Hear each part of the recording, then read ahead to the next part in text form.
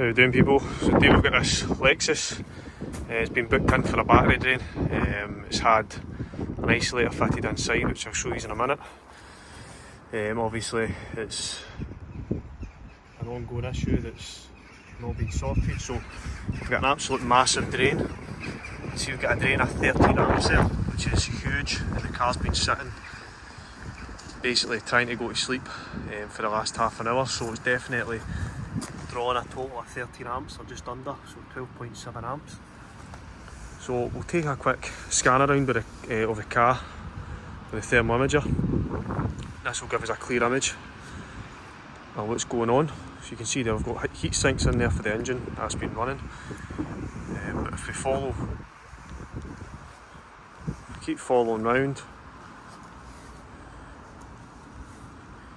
you can see we've spotted our issue. The rear defogger, or the rear heated windscreen, is still drawing current even when the car should be asleep. You can see the massive heat sink there. So we've located the rear defogger, which runs into the fuse box assembly, or the BCM, whatever you want to call it. You can see that's the isolator switch that's been fitted.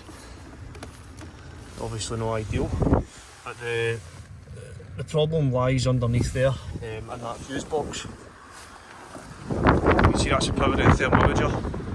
So what I'll do is I'll disconnect that fuse that runs for the defogger, and we'll see if that battery drain goes away. So you can see our current drow's still high, 12.6. So what we'll do is we'll disconnect the protection.